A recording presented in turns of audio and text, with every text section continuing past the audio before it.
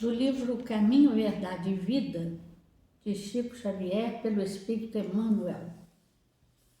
Honras vãs. Em vão, porém, me honram, ensinando doutrinas que são mandamentos de homens.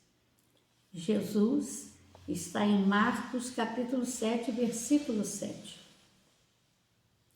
A atualidade do cristianismo oferece-nos lições profundas relativamente à declaração acima mencionada, honras vãs. Ninguém duvida do sopro cristão que anima a civilização do Ocidente. Cumpre notar, contudo, que a essência cristã em seus institutos não passou de sopro, sem renovações substanciais, porque logo após o ministério divino do Mestre, vieram os homens e lavraram ordenações e decretos na presunção de honrar o Cristo, semeando em verdade separatismo e destruição. Os últimos séculos estão cheios de figuras notáveis de reis, de religiosos e políticos que se afirmaram defensores do cristianismo e apóstolos de suas luzes. Todos eles escreveram ou ensinaram em nome de Jesus. Os príncipes expediram mandamentos famosos, os clérigos publicaram bulas e compêndios, os administradores organizaram leis célebres.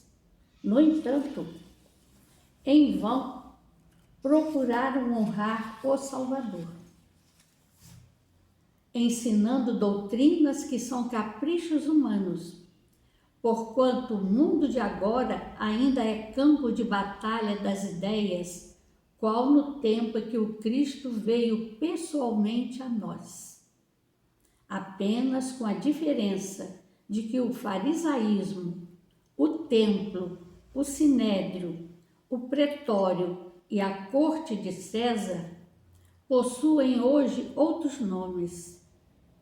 Importa reconhecer desse modo que, sob o esforço de tantos anos, é necessário renovar a compreensão geral e servir ao Senhor, não segundo os homens, mas de acordo com os seus próprios ensinamentos.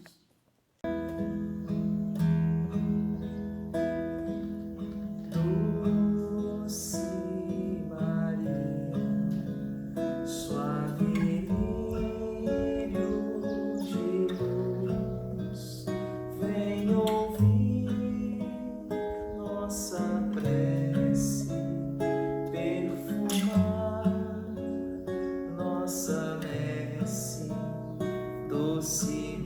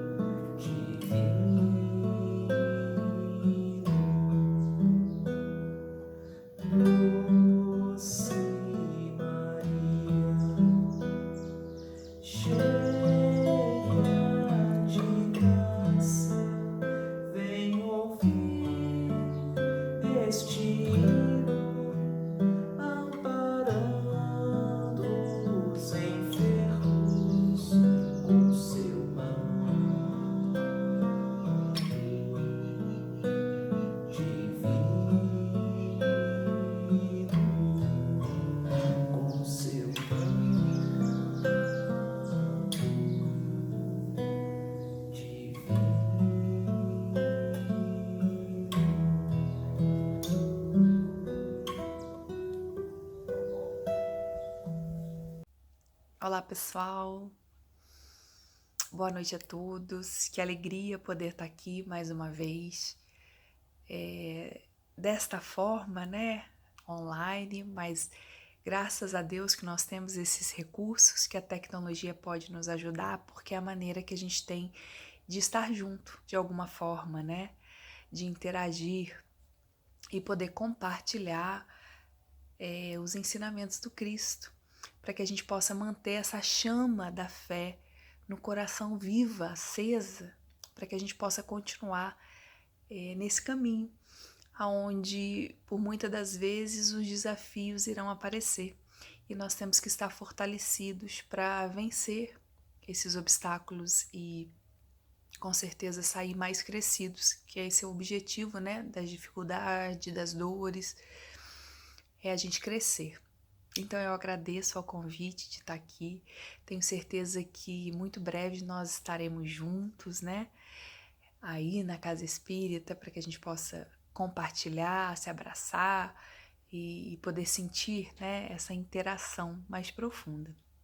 Mas, de todo jeito, temos que agradecer a Deus por essa tecnologia toda. E hoje, então, nós escolhemos falar sobre o Evangelho de Jesus, sobre como estudar o Evangelho de Jesus, porque é um momento importante de reflexão, porque muitos tiveram um tempo que nunca tinham tido, né?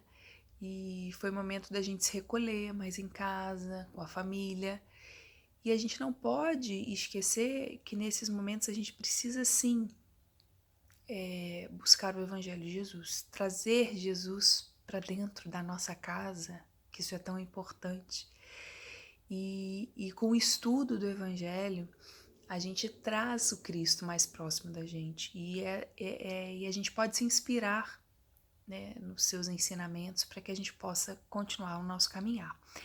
Então, o que é estudar o Evangelho? O que é estudar a Bíblia?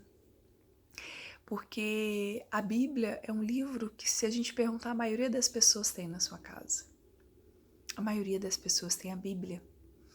E essa Bíblia, quantas vezes no ano ela foi aberta? Quantas vezes na sua vida ela foi aberta? A Bíblia é com certeza o livro mais vendido da história da humanidade. E todos que se aproximam da Bíblia, né, sentem-se como se estivesse diante de algo sobre-humano. Tanto que a Bíblia tem um lugar especial, a gente põe num cantinho especial e lá ela está. Né? Por quê? Por que o livro bíblico nos emociona, nos inspira, nos causa às vezes perplexidade diante da sua linguagem altamente simbólica? Em especial os livros do Novo Testamento. O livro do Novo Testamento vem propor para a humanidade um desafio nunca antes visto. Lá está registrado o caminhar de Jesus, os seus ensinamentos e toda a proposta do cristianismo. Então é um desafio muito grande. Então, durante muitos séculos, a humanidade se debruçou sobre esses textos, aplaudiu os profetas do Novo, do Velho Testamento. Durante muitos séculos, esses textos foram discutidos, teologias foram criadas, igrejas foram erguidas, guerras foram travadas. Muitas pessoas morreram em nome da Bíblia. E em nome da Bíblia, muitas pessoas também se perderam no fanatismo, no fundamentalismo, na agressividade, na brutalidade. Então o homem, ele transformou a água pura, limpa do Evangelho no barro das suas próprias imperfeições morais. Mas, no século XXI, desce à Terra mais um missionário, Allan Kardec, da Pleiade do Espírito Verdade. E é nas páginas luminosas do Livro dos Espíritos que a gente pôde entender verdadeiramente o que Jesus quis nos dizer, que está registrado lá na Bíblia. Então, com o Livro dos Espíritos, a nossa visão de religião ela precisa mudar. ela precisa mudar. Ela precisa se ampliar. Porque senão a gente não vai dar conta de tudo que está escrito no livro dos Espíritos. E já que nós vamos falar, então, de estudar Evangelho, de estudar a Bíblia, a gente vai voltar, então, a algumas questões do livro dos Espíritos, né? Para que a gente possa fazer uma introdução da nossa fala. E eu queria, então, voltar lá na questão 619, na terceira parte do livro dos Espíritos, aonde Kardec pergunta aos Espíritos se Deus deu a todos os homens meios de conhecer as suas leis. Então, Deus deu meios para que a gente possa conhecer as suas leis? E os Espíritos respondem: todos podem conhecê-la, mas nem todos a compreendem. Os que a compreendem melhor são os homens de bem e aqueles que querem procurá-la. Então, olha que interessante. Deus fala que todos podem conhecê-la, mas nem todos a compreendem. Então, há uma cerca que separa a compreensão da lei divina da mente humana. Só penetra verdadeiramente na compreensão da lei divina aqueles que têm bondade no coração. Porque a lei divina é vedada aos maus, por mais inteligente que você seja. Você pode conhecer a Bíblia de có e salteado, mas se o seu coração ainda está trabalhando, se ainda está envolvido com o mal, você não consegue compreender definitivamente a lei divina. A lei divina é vedada aos maus, por mais intelectualizados que eles sejam. Eles podem até conhecê-la, mas eles não compreendem. E aí eles falam, além de ser uma pessoa do bem, para compreender a lei divina, é preciso também procurá-la. Com todo anseio, com todo desejo, porque encontrar a lei divina é entrar em sintonia em relação com o próprio Deus. E aqueles seres humanos que encontraram, que alcançaram, nós costumamos chamar de santos. Então, ninguém encontra a lei divina por acaso. Você tem que procurar. Você não vai sair andando por aí e vai se deparar com a lei divina. Não. É preciso buscá-la. É preciso procurá-la. E aí sim nós vamos encontrar. Então percebam que existe um trabalho. Existe um esforço. A gente precisa querer buscar essas leis, né? E aí então Kardec continua na questão 621 e ele pergunta. Kardec Kardec é danado, né? Kardec ele vai investigar mesmo, ele vai buscar e ele faz então a pergunta mais instigadora da história da religião. E ele pergunta: onde está escrita a lei de Deus? Quantos teólogos, quantos filósofos já não haviam respondido essa questão? E se você perguntasse para um muçulmano, onde está escrita a lei de Deus? Ele diria, está escrito no Alcorão. Se você perguntasse para um judeu, ele diria, está escrito na Torá. Se você pergunta para um cristão, ele diria, está escrito na Bíblia. Mas todos sugeriram que a lei divina pudesse estar escrita num livro. Como se a lei divina pudesse ser tocada pelas mãos humanas. Como se a lei de Deus pudesse ser perecível como a matéria. Como se Deus pudesse usar a limitada linguagem dos encarnados. Mas os espíritos respondem, vocês sabem muito bem, né? A lei divina está escrita na consciência. na consciência, levando todos nós a refletir que a Bíblia já foi escrita no dia em que você foi criado e ela está dentro de você. Ela faz parte de você. Então, quando nós falamos em estudar Evangelho, em estudar a Bíblia, em estudar as parábolas, nós não estamos falando de uma busca fora. Nós estamos falando de uma busca interior, de uma jornada dentro da tua alma. É mergulhar no mais profundo que existe no seu ser.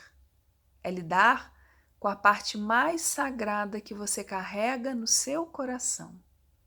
Na tua consciência, Deus anotou, Deus grafou toda a lei divina. Isso significa que o juiz é a tua consciência. O juiz é a tua consciência. Porque a gente pode esconder algum fato da nossa vida, de um marido, de uma esposa, de um filho, de um pai, de um chefe, mas a gente não pode esconder da nossa consciência, porque a lei divina está registrada na nossa consciência. E toda vez que a gente fere a lei divina, a gente está indo contra a essência espiritual que está dentro de nós. Nós estamos lutando contra nós mesmos, contra a nossa natureza íntima, contra a luz divina que foi colocada dentro de você. Então, se hoje nós vamos falar de estudar parábolas, estudar evangelho, não se engane. Não se engane. Porque eu não vou falar somente de manusear textos, manusear livros, que são muito importantes. São muito importantes. Mas eu não vou falar somente disso. Nós estamos falando de uma busca. Mas para buscar, você tem que querer encontrar. Isso me lembra de uma história contada pelo Haroldo, que ele encontrou uma moça e ele perguntou para ela. Ela perguntou para ele, falou: Haroldo, eu já tive no hinduísmo e não encontrei, eu já tive no budismo e não encontrei, eu já tive na igreja evangélica e não encontrei. Agora eu estou no espiritismo e não estou encontrando. E aí o Haroldo perguntou para ela, mas você realmente quer encontrar? Você realmente deseja encontrar? Que eu vou te dizer uma coisa, o dia que você desejar verdadeiramente, você não precisa ir. Vem até você. Vem até você. Por quê? Porque está dentro de você. Porque já está dentro. É a gente que tem que buscar, a gente quer mergulhar no nosso interior e buscar isso. Então é isso que nós estamos falando, é dessa busca. E Kardec, então, indagador, ele continua. Ora, pois que o homem carrega na sua consciência a lei de Deus, que necessidade haveria de a revelar? Né? Se a lei está dentro de nós, por que revelar a lei de Deus? E olha o que os espíritos respondem. Ele, o homem, a esquecera e a menosprezara. Deus queria que elas lhes fosse lembrada. Então, olha o que os espíritos nos falam. Que nós esquecemos a lei de Deus. E para piorar, ou nós menosprezamos a lei de Deus. Então Deus queria que as leis que fossem lembradas, né? Que alguém viesse aqui, olha, acorda, deixa eu te relembrar. Então a Bíblia para nós, meus irmãos, é um lembrete. É um lembrete. Se você tem a Bíblia nas mãos, segundo a pleiade do Espírito Verdade, você está com um lembrete. Para você não esquecer do que está dormindo em uns ou menosprezado em outros. A lei divina dorme em alguns e é menosprezada em outros. Então Deus queria que nos fosse lembrado. Então a Bíblia são bilhetes para nós. Opa, acorda aí. E aí Kardec continua na questão 622. Deus deu a certos homens a missão de nos lembrar das leis divinas. Então Deus deu a certos homens a missão de nos lembrar. Já que a lei divina é um lembrete, vem alguém para nos lembrar? E os espíritos respondem sim, certamente. Em todos os tempos, homens receberam essa missão. são espíritos superiores encarnados com o objetivo de fazer a humanidade avançar. E é verdade, gente. Se a gente perceber em todas as épocas da humanidade, nós percebemos que tiveram missionários que receberam essa missão de revelar a lei divina para nós, em todos os tempos. Em todos os tempos, Deus colocou aquele espírito ali, naquela comunidade, naquele lugar, naquele país, para lembrar das leis de Deus. Né? Então, Kardec pergunta, mas alguns desses missionários falharam. Alguns deles falharam. E aí os espíritos respondem, sim. Aqueles que não eram inspirados por Deus e se deram por ambição uma missão que não tinham, olha isso. Então, aqueles que não eram inspirados por Deus e que se deram por ambição uma missão que não tinham, quem são aqueles que por ambição pegaram uma missão que não tinham? Os falsos profetas. Os falsos profetas. Aí os espíritos respondem, com certeza esses puderam transviá-los. Entretanto, como em definitivo eram homens de gênio, ou seja, entretanto eram homens inteligentes, no meio de grandes erros, eles ensinaram frequentemente grandes verdades. Então, até os falsos profetas tiveram seu mérito. Apesar de ensinar muito erro, mas ensinou também grandes verdades. E até hoje nós temos falsos profetas e pessoas que se julgam profetas, né? Que muitas das vezes passam grandes erros, mas também acabam divulgando a mensagem de Jesus. O problema é separar o trigo do joio, separar o falso profeta do verdadeiro profeta. Eis a questão, eis a dificuldade.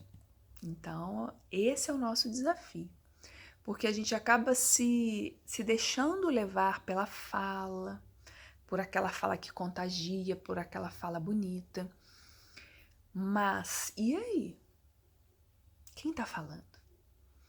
É um espírito missionário que veio com essa missão de nos revelar a lei de Deus ou alguém que pegou essa missão por ambição? Então, essa é a dificuldade, a gente separar o falso do verdadeiro profeta. E por isso Kardec pergunta na questão 624, qual o caráter do verdadeiro profeta? Então, a gente entendendo o profeta, aquele espírito que recebeu a missão de revelar a lei divina, ou seja, aquele que cutuca no seu ombro e diz assim, amigo, você está lembrando? Esse é o verdadeiro profeta, é aquele que nos faz refletir. Então, qual é o caráter do verdadeiro profeta? E aí eles respondem. O profeta pode ser reconhecido pela sua fala e pelos seus gestos, pela sua ação. Deus não usaria da boca do mentiroso para ensinar as suas verdades. Então, o verdadeiro profeta é um homem inspirado por Deus e ele pode ser reconhecido pelas suas palavras e pelas suas ações. Então, por isso que a gente tem que observar muito bem, porque falar é muito fácil. Você ser envolvido pela fala bonita é muito fácil. Agora, aquele que está falando, ele vive o que ele fala, ele pratica, ele age conforme a tua fala, porque aí está a dificuldade. Você falar de evangelho é fácil, você viver o evangelho é outra coisa. Aquele que fala e que vive, aí você pode, esse é diferente, esse é diferente. Então, a gente tem que começar a analisar, né? Então, já dá pra gente ir tentando buscar para não cair em armadilhas, né? E saber separar o trigo do joio. E aí, então, Kardec faz a grandiosa questão 625, conhecida por todos nós, a questão mais conhecida da doutrina espírita, né? Que é qual o maior profeta que a Terra já recebeu?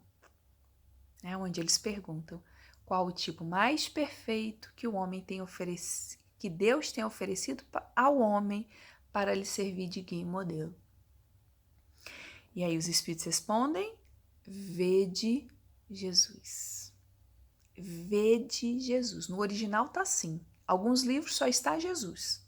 Aí falam que a menor resposta do evangelho, né? Mas no original tá escrito vede Jesus.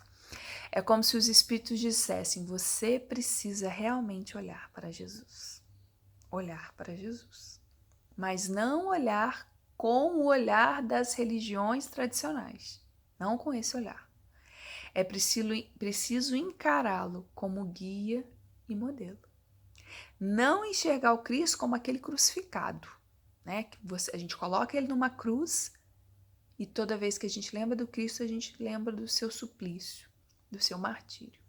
Mas não, olhar para Jesus como nosso modelo e guia. E aí, então, Kardec faz um comentário extraordinário sobre essa questão, né? E aí mostra realmente a superioridade, né, desse espírito, desse nosso codificador, onde ele fala: Jesus é para o homem o modelo da perfeição moral que a humanidade pode pretender na Terra. Então, Jesus é um modelo da perfeição moral que a gente pode pretender na Terra. Então, você pensa no máximo, no máximo. Esse máximo para nós é Jesus. E os espíritos, o Kardec continua: Deus nolo oferece como mais perfeito modelo e a doutrina que ensinou é a mais pura expressão da lei de Deus. Então, olha isso. O ensino de Jesus é a mais pura expressão da lei divina que está dentro de você. Porque ele estava animado do Espírito Divino e foi o ser mais puro que apareceu na Terra. Então, Jesus é para nós esse modelo. E a gente ainda não entendeu essa frase, modelo e guia. A gente não entendeu.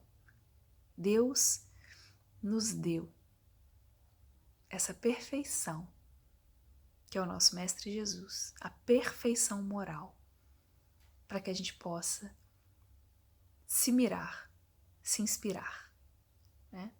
Mas a gente ainda não entendeu. Mas é assim mesmo. E Jesus vai entrando cada vez mais no nosso coração, na nossa mente, e a gente vai entendendo a sua grandiosidade, né? Então é importante a gente ter falado sobre essas questões, relembrado essas questões do Livro dos Espíritos e mostrar como o Livro dos Espíritos ele é rico e ele nos traz coisas maravilhosas e como a gente tem que estudar esse livro, né? Então é importante a gente estudar isso, porque, meus amigos, a doutrina espírita é um grande convite para as nossas almas, um grande convite. Porque quantos que aqui estão, né, me ouvindo, já não encarnaram na Índia, na China, no povo hebreu, em Roma? Quantos? Aí você fala assim, mas para que tudo isso? Para que encarnar em tantos lugares diferentes, em culturas diferentes, em línguas diferentes? Porque o objetivo de tudo isso é que a gente vá buscando experiências, angariando experiências. E é uma coisa bonita na evolução, que todas as experiências que você vive, mesmo as mais dolorosas, representam um patrimônio para a sua alma. Um patrimônio para a sua alma que é experiência. É o seu tesouro, é a sua pérola. E às vezes as pérolas mais preciosas que nós carregamos no coração são frutos de experiências dolorosas que nós trazemos de inúmeras encarnações. Então, infelizmente, muitas das vezes a gente precisa da dor. Mas é através da dor, da experiência difícil, ela se torna uma pérola grandiosa que a gente vai acumulando, o nosso tesouro espiritual, né? Então, porque quantas encarnações nós vemos e nós caímos sempre no mesmo erro, a mesma coisa, estamos agarrados sempre naquele ponto, aquele ponto é o mais difícil para a gente evoluir e muitas das vezes vem a dor. E a dor nos sensibiliza, nos faz refletir de outra forma. Olha tudo que nós temos vivenciando nesses dias, todas essas dificuldades, essa pandemia. Para muitos está sendo um grande sacrifício, para outros momentos de reflexão profunda. Isso nos faz pensar diferente. Então precisa vir algo que tire a gente da nossa zona de conforto para que a gente possa refletir. Quantos vão sair mais amadurecidos, mais crescidos? Né? Quantos? E quantos vão enlouquecer nesse turbilhão? Porque ainda não trouxeram, né, o conceito da vida futura para a sua vida. Porque a partir do momento que a gente entende que isso aqui é só uma passagem, aqui é uma escola, e que nós vamos ter um caminhar longo ainda, né? Isso aqui é só uma parte do processo. Quem não entende isso se desespera e acaba sendo engolido, né? Por tantas dificuldades, por tanto sofrimento. Agora aquele reflete, que sabe que Deus está no comando, que é um momento importante para a humanidade, para que a gente se volte para Ele, né? Para que a gente se volte para o nosso templo interno, para que a gente volte para o nosso templo interno que nós esquecemos, para que a gente volte a buscar as leis divinas. É o que está escrito lá no Mensagem Fraterna, né? Um poema de Alta de Souza, onde ela fala que quantas vezes a gente faz uma prece, faz uma oração e a gente acha que Deus não nos ouviu, que Deus não está nos ouvindo, e a gente pede e nada acontece. Mas Alta de Souza diz, para que a gente ouça a Deus, a gente tem que voltar para o nosso templo interno e nós abandonamos o nosso templo interno. E ela diz, é a mais alta de todas as capelas, é o nosso mundo interior. Ela diz que as respostas mais lúcidas e belas de Deus vêm através do nosso coração, mas a gente precisa ter que voltar para esse templo interno. E a gente não tem feito isso, porque Deus, meus irmãos, fala conosco. Deus fala. Você ainda não ouviu? Então ele perceba que ele fala. Só que ele não fala com palavras articuladas como nós. Ele fala através dos nossos sentimentos, da nossa alma, né? Quando Deus quer que a gente ajude um semelhante, que a gente faça alguma coisa pelo outro, ele nos inflama de amor. E você age, e você faz. Quando ele quer que você ajude uma criatura, ele te inflama de misericórdia. Você é tomado por um sentimento que você não entende. Mas é Deus falando ao teu coração. Porque ele fala através do coração, que é o altar mais importante da terra. Você não precisa se deslocar quilômetros para ir na igreja tal, no centro espírita tal, não, porque o templo mais importante está dentro de você. Está dentro de você.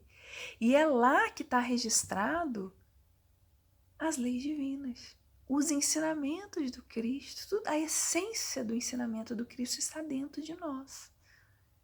E por isso é bonito Emmanuel, quando no livro Caminho, Verdade e Vida, Emmanuel ele nos explica por que ele pega um trecho do Evangelho lá no Fonte Viva, no Pão Nosso, né, no Caminho, Verdade e Vida. Por que ele pega um trechinho do Evangelho e explica? Sabe por que ele faz isso? Porque ele fala que cada trecho do Evangelho ele se encaixa numa situação de vida que nós estamos enfrentando. Tudo que está no Evangelho se encaixa na vida que nós estamos, alguma situação que nós estejamos vivendo, alguma dificuldade. Se você for no Evangelho, vai ter lá alguma coisa que vai se encaixar nesse seu problema. Ele diz, assim procedemos como um colar de pérolas, e cada pérola, que é o ensinamento do Cristo, se adapta a determinada situação do espírito na estrada da vida. Olha que interessante. Por isso que nós temos que estudar o Evangelho, porque lá nós vamos encontrar respostas. Lá nós vamos encontrar respostas. E resposta de quem? Quem vai estar nos ensinando? O Mestre Jesus. Jesus que está há 4,5 bilhões de anos na nossa frente em evolução. É esse Espírito que te dá a resposta. É esse. Você não está se aconselhando com aqui, outro aqui, não. Você está se aconselhando com a perfeição moral, que é o Cristo. Então ele está bilhões e bilhões de anos na nossa frente, em evolução. E não achem que o Cristo foi criado daquele jeito perfeito. Não perfeito, né? Perfeito só Deus o é. Mas essa perfeição moral que os Espíritos nos falam, ele não foi criado assim. Ele vivenciou tudo que nós estamos vivendo. Ele passou por tudo que nós estamos vivendo. Então, ele sabe de tudo. Ele entende. Ele nos entende. E por isso ele deixa o caminho. Ele traçou o caminho que nós vamos seguir. Então a gente precisa buscar essas respostas. Porque ele vivenciou tudo isso. Tanto que Emmanuel nos fala no livro A Caminho da Luz, que os planetas que Jesus evoluiu não existem mais. Não existem mais. E um planeta, ele dura em torno de 15 a 20 bilhões de anos. Os sistemas solares que Jesus evoluiu não existem mais. Olha quantos bilhões de anos Jesus já vivenciou tudo isso que nós vivemos e ele foi acumulando experiências. E ele parou? Até hoje. Até hoje ele continua trabalhando junto ao Pai e buscando experiências. Então você acha quem tem mais experiência? Você ou Jesus? É o Cristo. Às vezes quando a gente não quer ouvir, né? Jesus tem mais experiência que você? Tem, mas a gente não quer ouvir, porque o ensinamento está ali. Mas a gente vivenciar aquele ensinamento é muito difícil, né? Então Jesus tem mais experiência do que nós. Uns 20 bilhões de anos a mais, né? E à medida que a gente vai aprendendo isso, porque isso a gente aprende com a doutrina espírita. A gente aprende com a doutrina espírita. Quem me ensinou isso foi a doutrina espírita. Porque antes eu via Jesus, né, como o Mel Gibson no filme nos traz.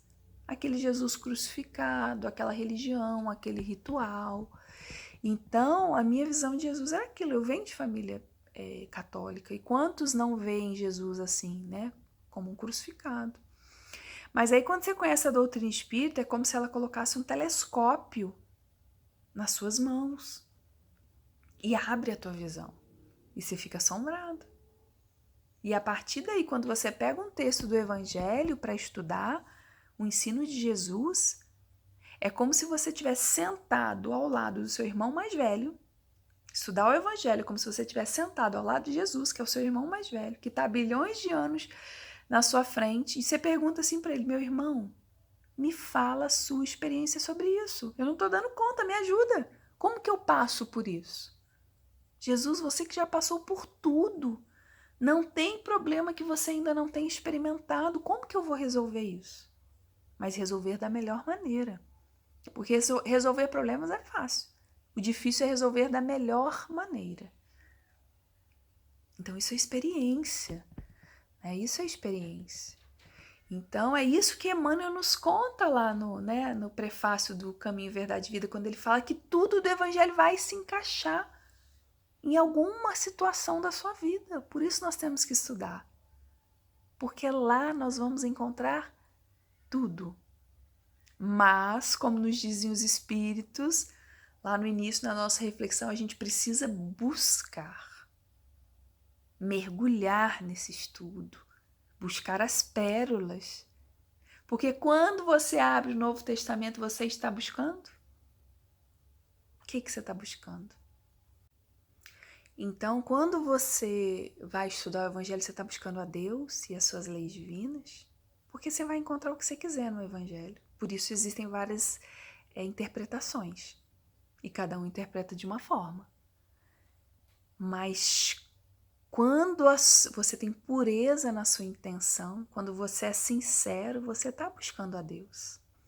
Está buscando a Deus. E o profeta Isaías já dizia: Deus quer ser encontrado. A coisa que Deus mais quer é ser encontrado. Então, você está buscando a Deus? Está buscando a lei divina? tá indo para esses textos com pureza de sentimento, sem buscar contradição. Porque muitos abrem a Bíblia para buscar contradição, para discutir com outro de outra religião, para dizer que a minha religião está certa. Mas quando eu vou com o coração puro, eu estou buscando o espírito. Eu estou buscando algo espiritual. Eu estou buscando alimento espiritual. Estudar o evangelho é buscar alimento espiritual. E a gente precisa tanto disso nos dias de hoje, né? Mas a pergunta é, se você abrir o evangelho, você está com fome de alimento espiritual? Está com fome de espírito? Né? Porque, na verdade, a gente precisa de espiritualismo, a gente precisa de espiritismo, mas a gente precisa muito mais de espiritualidade. Eu posso conhecer o livro dos espíritos de cor e salteado, mas se eu não tiver espiritualidade, a espiritualidade é a forma de viver, é a forma com que eu vivo. Quando você está buscando Deus, está em contato com o Evangelho do Cristo, aquilo vai te inundando, aquilo vai te alimentando e você começa a ter espiritualidade. Espiritualidade é aquela coisa que eu chego perto de você e você exala amor.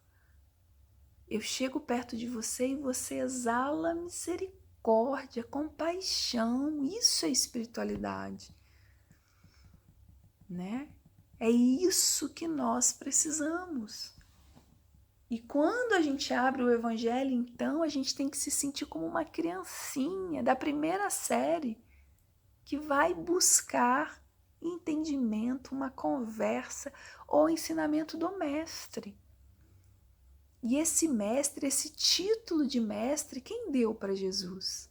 Foi um curso? Foi um mestrado? Um doutorado? Não. Foi bilhões e bilhões de anos de evolução, gente.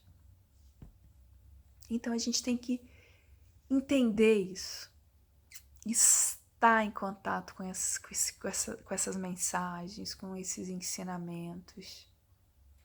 Porque Jesus é o caminho, é a verdade, é a vida. Se lembram quando Pilatos perguntou para Jesus, mestre, me diz a verdade, e Jesus fica em silêncio? Fica em silêncio? É como se Jesus quisesse dizer a Pilatos, olha para a minha vida, olha para a minha vida, eu não preciso dizer nada, olha para a minha vida, você não está enxergando nada. Porque muitas das vezes a gente não precisa falar, a nossa vida fala por nós. Era o que Jesus fazia, ele não precisava falar. As atitudes dele, os gestos dele falavam por ele. Por isso que os Espíritos respondem, vê de Jesus, na questão 625, vê de Jesus. Vê, olha para Jesus. Você não está vendo nada? É o tipo mais perfeito que Deus tem oferecido.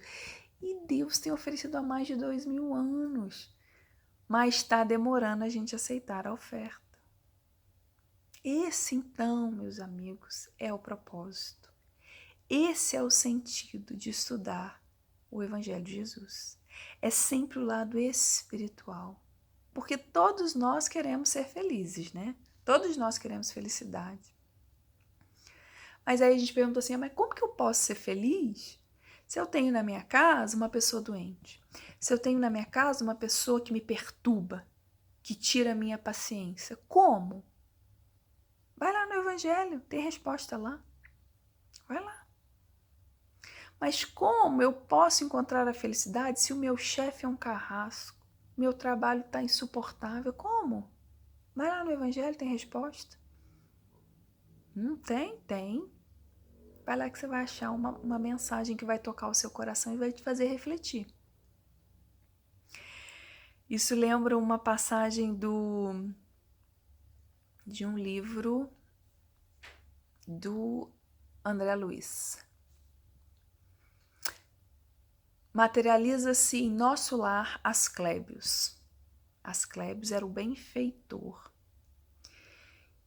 que se materializou em nosso lar numa redoma de vidro, porque ele já não tinha mais a forma humana, ele não tinha mais cabeça, braço, nariz, olho, ele não tinha mais isso. Então ele se materializa numa redoma de vidro, né? Ele toma a forma humana, mas era um espírito tão evoluído que não tinha mais forma humana.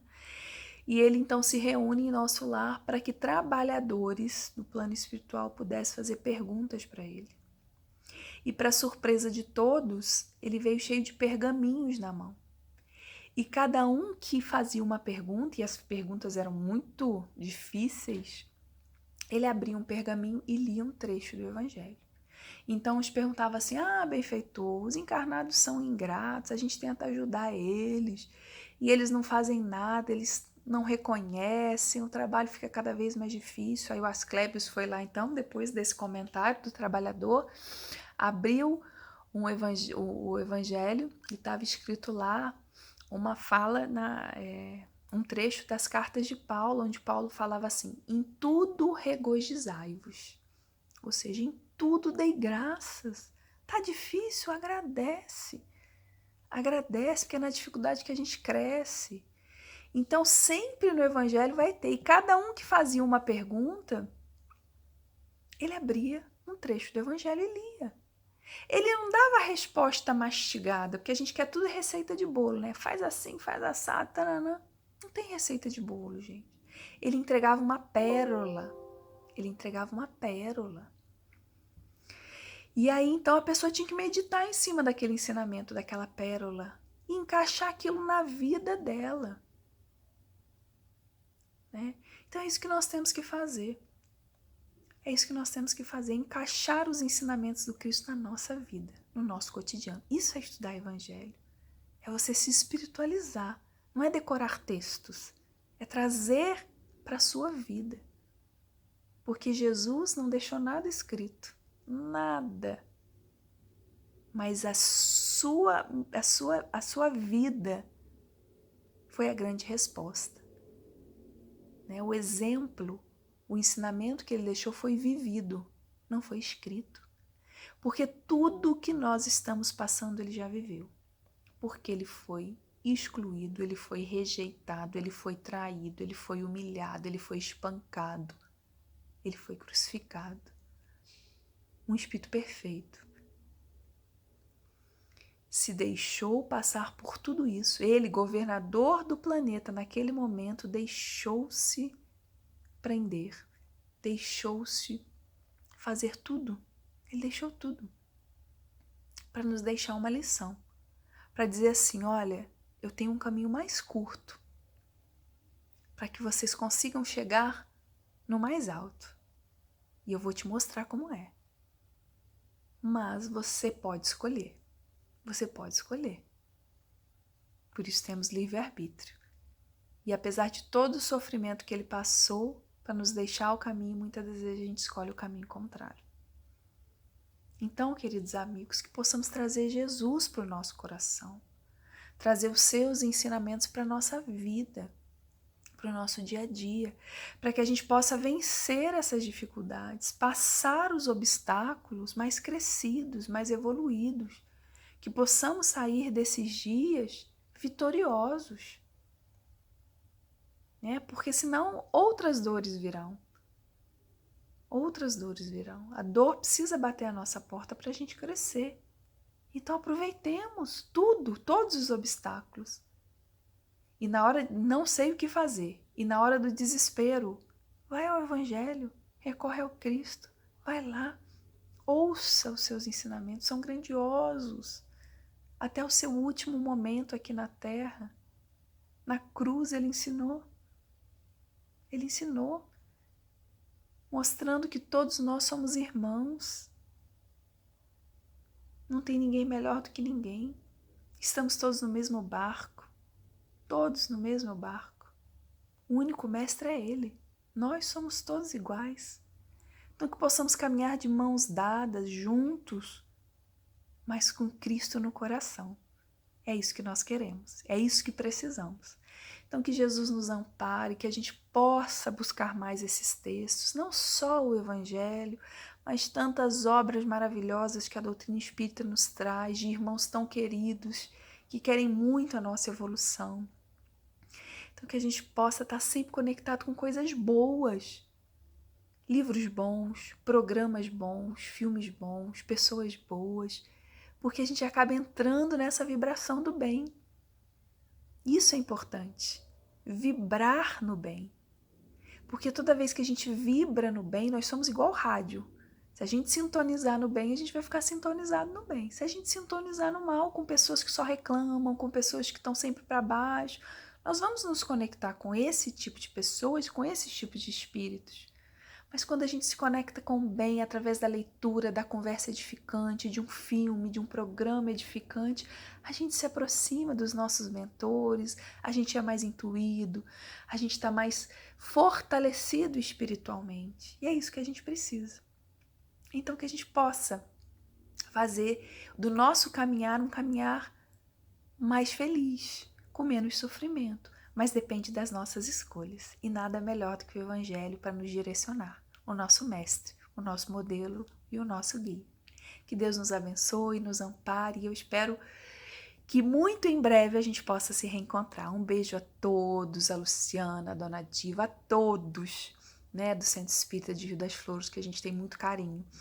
E em breve estaremos juntos. Fique com Deus, tenha uma ótima, né, uma semana, um dia maravilhoso, uma noite maravilhosa, que Deus esteja conosco. Fiquem com Deus.